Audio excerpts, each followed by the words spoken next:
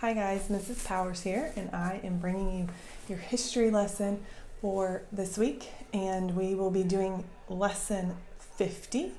It's about Saint Simon and the Coptic Orthodox Church. So listen up and listen well, okay? Now I have an amazing story to tell you about God's power. It is so amazing. Excuse me.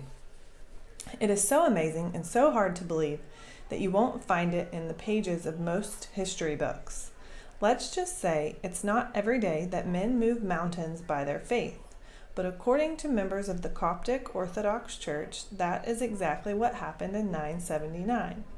Let me first tell you who the Coptics of the Coptic Orthodox Church are. Then we'll look at this incredible miracle of faith. The Coptic Orthodox Church is the Egyptian Orthodox Church. Copts is a European version of the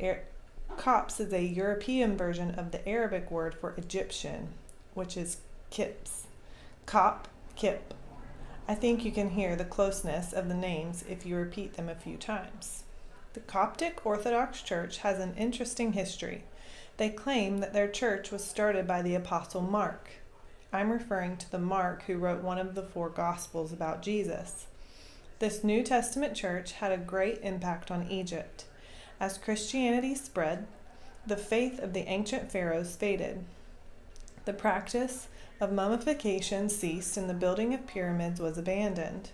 With the new belief of bodily resurrection as taught in the Bible, there was no need for the Egyptians to prepare themselves for the afterlife as they had done over the centuries. By AD 300, the Coptic Church in Alexandria, Egypt, was one of the strongest in the world, although they later broke away from the Eastern and Western churches. By the late 500s, the Copts were famous throughout the Byzantine Empire for making beautiful, intricate tapestries and for building pointed archways. They also developed their own language by combining the Greek alphabet with Egyptian words and symbols. But fame and ingenuity were not enough to protect the Copts from Islamic invasion. You see, the followers of Muhammad were growing in great number and looking for new lands to conquer. Because Egypt sits so close to Saudi Arabia, it just seemed natural that Egypt would become a target for invasion, and it did. In fact, in 642, the Arabs invaded Egypt with such fierceness that they almost obliterated the Copts. The Muslim invaders made it difficult not to convert to Islam. Any slave who converted was given freedom. Anyone not converting to Islam was heavily taxed. That means they had to pay huge amounts of money to the Islamic government, leaving barely enough to buy food. It was a terribly difficult time for the church. It was so difficult that by the year 744, thousands of Christians outwardly converted to Islam to avoid persecution. 24,000 to be exact. But there was a small group of devout Christians who held out against the Muslims and refused to convert. They kept the name and identity of Coptic Christians. It was a struggle for them to maintain their faith in Christ, but they did. At times, they were forced to worship in secret. Like the early Christians who were persecuted under the emperors of Rome, so the Copts were persecuted under the Islamic kings of Egypt. Now this is where the story gets really interesting. It seems that in approximately 979, there was one particular caliph by the name of Moaz Ladin Allah el-Fantimi. I will call him Moaz for short, who really enjoyed listening to a good debate from time to time as a form of entertainment in his court. A debate is a strong discussion between two people with very different opinions. Caliph Moaz thought it would be especially entertaining to hear a debate between a Christian and a Jew. He had no idea what kind of showdown he would be hosting. Each of the two faiths brought in their best man for the big debate. The Christians selected a well-versed bishop by the name of Suarez. The Jews brought in a well-educated scholar by the name of Moses. Not the Moses of the Old Testament, of course, but another one. and the debate for the caliph began, with many anxious spectators. Well, according to members of the Coptic Orthodox Church, the debate heated up very quickly. It seems that Suwairas told the caliph that the Jews were ignorant, according to their own scriptures. He claimed to prove it by reading Isaiah 1:3, which states, "The ox knows its owner, and the donkey its master's crib, but Israel does not know. My people do not consider." At this point in the debate, the caliph laughed. Moses and his companions, however, were outraged. Feeling insulted and humiliated, Moses requested a break from the debate to work on his defense. When he returned, he thought for sure he had found a passage in the New Testament that would humiliate Suwairas. The verse Moses chose was Matthew 17:20. It reads, "If you have faith as a mustard seed, you will say to this mountain, 'Move from here to there,' and it will move." Aha, thought Moses. Now, I don't know exactly what Moses said to himself, but it might have been something like this: "I have found a verse in their own scriptures that will make them look foolish, for surely no one can move a mountain."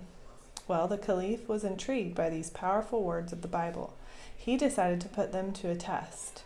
Caliph Muaz issued a decree saying that Christians had 3 days to prove their scriptures to be true according to Matthew 17:20. After 3 days, they had these 4 choices: move a mountain, convert to Islam, leave Egypt, or be killed by the sword. Needless to say, the Christians were rather shaken. Though their faith was strong, they'd never seen a mountain move, at least not literally. The Pope of the Coptic Orthodox Church asked all church members to pray and fast for a miracle. On the 3rd day, the Pope stayed up to pray through the night at church. About 4 a.m., he believed he received a special message from God in a dream. It was something like this: "Go out and you'll find a man with enough faith to move a mountain. You will know him because he is carrying water." Now, before I tell you about the Pope meeting this man carrying water, let me tell you who this special man was. His name was Simeon el Karaz. We'll call him Simon. I believe God used Simon's humble heart, his gentle integrity, and his great faith to demonstrate the power of God in his word. Let me tell you why. According to the Coptic Orthodox Church, Simon was a poor shoemaker who loved the Lord with all his heart. Simon was so dedicated to the pure teachings of Christ that he once gouged out his own eye to help protect him from the sin of lust. Simon did this in obedience to a passage in Matthew that says, "I say to you that whoever looks at a woman to lust for her has already committed adultery with her in his heart. If your right eye causes you to sin, pluck it out and cast it from you, for it is more profitable for you that one of your members perish than for your whole body to be cast into hell." What a man of conviction this Simon was. Simon also held strongly to the Lord's command to take care of widows and orphans. He was known in his community to carry water to the elderly every morning at 4 a.m. before he went to work making shoes. Every day after work, he took food to the poor and spent the rest of his evenings in prayer. Simon was surely a man of great humility and faith. Did you notice something about that last paragraph that would bring the Pope and Simon together? The Pope was told in his vision to go out and find a man carrying water at 4 a.m. Why, that's the very hour that Simon went out to take water to the elderly. So when the Pope left the church in the early morning hours, it was Simon he found, just as the Lord said he would. With great excitement, the Pope explained his vision to Simon. He told Simon that God wanted to use his great faith to move a mountain. Simon agreed, but only on 2 conditions. 1, that his presence would remain anonymous in the crowd of people, and 2, that the Pope would not speak of Simon even by name until after Simon had died. So humble was this man that he did not want any credit for being used by God for something spectacular. A great crowd gathered later that morning on Makadam Mountain. With great anticipation, as well as some fear and trembling, Jews, Christians, and Muslims alike gathered to witness what the Lord would do. The Christians stood on one side, the Muslims and Jews on the other. Everyone of importance was there, including Simon, who was hidden somewhere in the crowd. Could the Christians move a mountain by their faith as the scriptures claimed, or would they be humiliated and persecuted all the more? As you may already suspect, the Lord prevailed that day. He made himself known through the supernatural. According to the Coptic Church, the Pope prayed and the Christians chanted, "Forgive us," to the Lord 400 times. Then the crowd of Christians stopped. They bowed and rose 3 times while the Pope waved a sign of the cross in front of the mountain. With every low bow before God, the earth shook violently and the mountain just east of the crowd rose straight up into the sky. When the Christians stood back up, the mountain fell back down. According to the Coptics, the mountain rose high enough that in the sky that the early morning sun could be seen shining between the mountain and the ground. In complete astonishment, the Caliph shouted praises out loud to God, and he begged the Christians to stop. He decreed right then and there that all Christians would be free of persecution under his rule. The great debate was over. Only God knows the faith that may have been born in all of those who witnessed the miraculous event. As for Simon, he disappeared from the crowd on that great day. The Pope was unable to thank him for his humble faith and prayer, which God used to move the mountain, bring glory to his name, and protect the Coptic Church.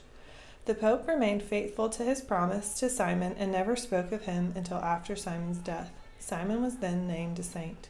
In honor of Saint Simon, a church was built in his name on Mikado Mountain. Do you know what this church does? It ministers to the poor and needy of the community just as Simon did. To be more specific, the church ministers today to a large population of families who live and work at a garbage dump located on the mountain. Don't you think that if Simon was still living, that is exactly the kind of ministry he would have? I think so. All right, so there you go. That's about the Coptic Church. I hope you enjoyed that. That was lesson 50, and I will see you guys next week for your next history lesson. Have a great week.